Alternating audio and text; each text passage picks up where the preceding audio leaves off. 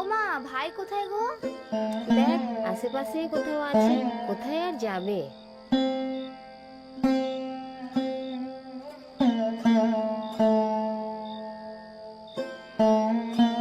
ভাই, ওই ভাই, আরে ওই, উঠবি তো, সন্ধে হয়ে গেল, যাবি কখন?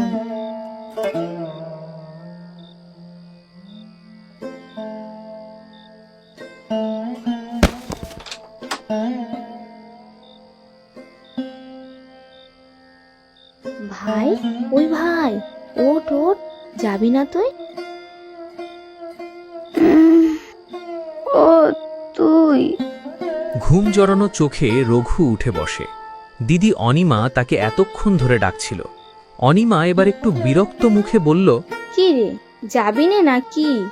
ওই যে দুপুরে তোর সাথে কথা ঠিক হলো, মেলায় যাব তো, চল চল। না রে দিদি, আজ আর যাবো না, বড্ড ঘুম পেয়েছে রে আমার। দূর, ভালো লাগে না, আজকেই শেষ দিন, কাল থেকে আর মেলা হবে না। আমি তোর সাথে কথাই বলবো না, যা। আরি আরি আরি।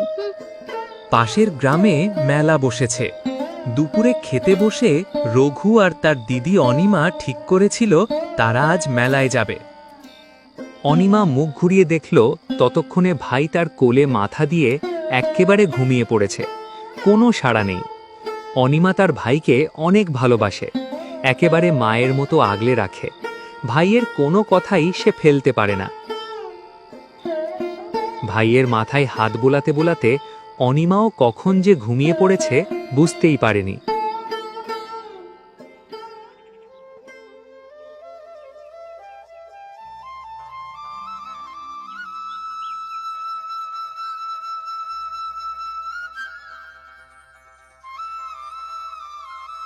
এই এই এই, যা কেটে গেল।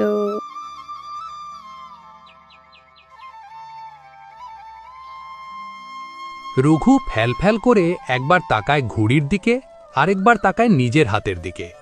এত বছর ঘুড়ি ওড়াচ্ছে, এই ভুল তো তার হওয়ার কথা নয়। যাকগে, কি আর করা যাবে, ঘুড়ি পড়েছে মরা পোড়ামের মাঠে। রঘু হেঁটে হেঁটে ওদিকেই যাচ্ছিল। এমন সময় একটা পিছু ডাক শুনে ঘুরে তাকালো। বলি, ও খোকা, ওই পথে কোথায় যাও? এই, তুমি রঘুনাথ না, হারুর ছেলে? তা ওইদিকে কি করতে চলেছো শুনি? মানে দাদু, আমার ওই ঘুড়িটা ওখানে পড়েছে, ওই মোরা পুরামের মাঠে। হে ঈশ্বর, ওই নাম মুখেও আনতে নেই। এই ছেলে, যাও যাও এখান থেকে। কিন্তু আমার ঘুড়িটা কি হবে? তুমি তো বড় পাকা ছোঁড়া, বলছি ওদিকে যেও না, একটুও কি মনে ভয় নেই? যাও ঘরে যাও। তারুণ মাঝি শুধু রঘুকে হাত ধরে ঘরে দিয়ে এলোই না, উল্টে তার মায়ের কাছে নালিশও করে এলেন। ছেলের কাণ্ড শুনে মা একটা কষিয়ে চড় মারল রঘুর গালে। এই, তুই আবার ঘুরে নিয়ে বেরিয়েছিলি? ওদিকে কি ঢং করতে গিয়েছিলি? মরা শখ হয়েছে নাকি রে? বাপের কাছে যাওয়া শখ হয়েছে? কিরে কিরে, বল, বলবি তো, বল, কথা বল। মৃত স্বামীর কথা বলতে বলতে ছেলেকে মারতে থাকে মা। তার চোখ দিয়েও পড়তে থাকে যন্ত্রণার অশ্রুধারা। বাপখানা তো আমার ঘাড়ে দুটোকে রেখে কবেই গেছে, আমি মরি এই কুলাঙ্গারকে নিয়ে। একটা কথাও শোনে না গো, লোকের কাছে আমায় নালিশ শুনতে হয়। বল আর যাবি, বল, বল আর যাবি, বল। লাগছে। চেলা কাঠ দিয়ে ছেলেকে মারতে থাকে মা। যাবো না মা, রঘুর চোখ দিয়ে টপ টপ করে জল পড়তে থাকে। ছেড়ে দাও। দুঃখ কষ্ট সবকিছুর দলা পাকিয়ে উঠে আসে তার গলায়। একটু পরেই ছুটে আসে অনিমা, চেপে ধরে মায়ের হাত। মা, মা, মা, ছেড়ে দাও মা, কি করছো তুমি? ও মামা, ছাড়ো না, ছাড়ো না, ও মা। ওই কুলাঙ্গার থেকে বোঝা গো অনিমা, ওরে বোঝা, ওর কিছু হলে আমরা যে ভেসে যাব। আঁচলে মুখটা ঢাকা দিয়ে মা কাঁদতে কাঁদতে সেখান থেকে চলে গেল। রঘু নীরবে তাকিয়ে থাকে মাটির দিকে। টপ টপ করে তার চোখ দিয়ে জল পড়তে থাকে।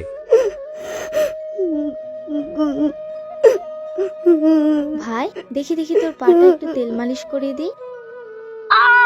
আস্তে লাগছে। এমনটা কেউ করে বল?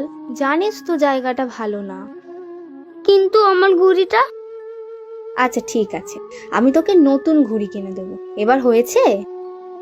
না, আমি কিছুই শুনবো না, ওই ঘুড়িটাই আমার চাই। রঘু অভিমান করে পাশ ফিরে শুয়ে পড়ল। রাতে ঘুম আসতে চায় না অনিমার। সে শুনতে পায় তার ভাই ঘুমের ঘোরে আবোল তাবোল বকছে। ওই লাল ঘুড়িটা, ওই যে ওটা মরাপুরমের মাঠে পড়ে আছে, আমায় এনে দিবি দিদি, এনে দিবি?